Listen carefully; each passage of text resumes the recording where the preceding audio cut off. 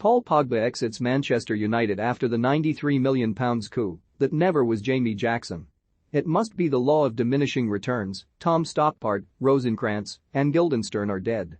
The mystery of Paul Pogba and his underwhelming Manchester United career that has ended after 6 years might puzzle a super sleuth brain's trust of Sherlock Holmes, Miss Marple, Ironside, and Columbo.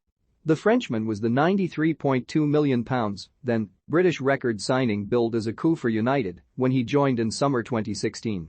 The richly talented footballer who landed as a 4-time Serie A winner and Champions League finalist with Juventus and a Euro 2016 runner-up with France.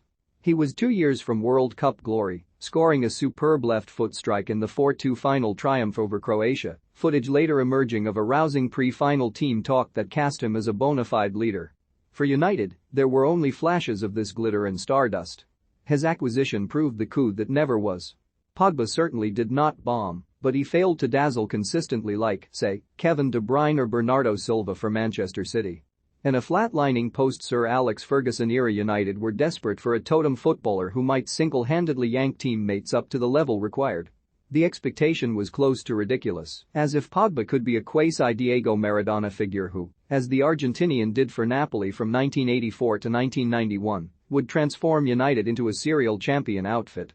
Instead, the inverse occurred. The more Pogba was viewed as the savior, the more he seemed to disappoint. It was the law of diminishing returns. United were a shambles on and off the field. Pogba's performance graph flickered upward only occasionally. Why? Because he was surrounded by mediocrity. In his first Premier League campaign, a fellow midfielder was the 32-year-old Bastian Schweinsteiger, whose peak was long gone and who would be banished to the reserves by Jose Mourinho. Another, Morgan Schneiderlin, would be granted 3 league substitute appearances by the manager. Zlatan Ibrahimovic was 34, but he did contribute 17 league goals. The next highest, Juan Mata with 6 and then Pogba, joint third, on a paltry 5. Was it his job to score more? Was he an attack breaker?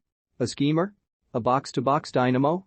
A silky smooth ruthless assassin a la Silva or Silva's namesake David, who also graced City's title-winning Zis? No one in a United dugout seemed to know. Nor did fans and pundits. For this observer he was an X-Factor act, and the killer irony of Pogba's exit is that it occurs just when Erik ten Hag enters seeking to add precisely the alpha player that Pogba can be at his best. Ten Hag's searing priority is to elevate the midfield and the team. Place Pogba in City's side, and he would have De Bruyne, Silva, Rodri, Phil Foden, Kyle Walker, Ruben Dias et al. Alongside, and there would be less focus on him, and he would shine more. If Pogba were leaving any other club and available on a free, Ten Hag would ask United's football director, John Murtough, to place the 29-year-old on his shortlist alongside the Barcelona midfielder Frenkie de Jong.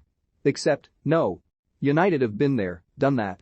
Pogba leaves as a busted flush, according to an unwavering constituency of experts, supporters and social media warriors whose extreme criticism of him illuminates their inability to grasp the nuance of why he failed. Pogba became the undeserving poster boy for a farcically mismanaged club that did not go close to adding to a record 20 league titles after his arrival or in the 3 seasons before. Pogba was supposed to end this, but this was always a pipe dream. Instead, Pogba was maligned, seemingly for sporting a range of different colored haircuts and offering an endearing perma-smile. It is true, he did not dominate midfield or kill opponents from the wide left or number 10 berths. He was fielded in by Mourinho, Ole Gunnar Solskjaer and Ralf Rangnick, 3 managers who believed he could do so and were disappointed. When Rangnick took over last November, Pogba was injured, and he would be out until early February. With the player running down his contract and unwilling to sign a new one, Rangnick was dismissive. "I wouldn't say he's not worth keeping," he said. "But players have to want to play for a big club like Manchester United." Left out here is the subtext.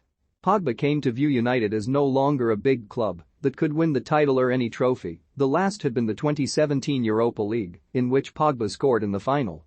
Rangnick's stance came in December.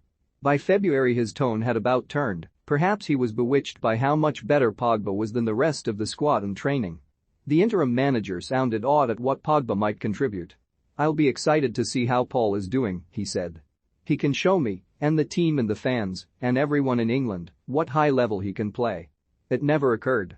The strike against Ajax in the 2-0 Europa League final victory was a highlight. As was selection in the 2018-19 Professional Footballers Association Team of the Year, Pogba scored 13 times, a division high for a midfielder. He was the only footballer not of City, the title winners, or Liverpool, who finished second, voted by his peers for inclusion. On Instagram on Wednesday, Pogba said, "I feel privileged to have played for this club. Many beautiful moments and memories, but most importantly an unconditional support from the fans. Thank you." Unconditional was surely a snipe back at those who constantly harangued him. Pogba leaves as he arrived, a supremely classy footballer in search of a side to match.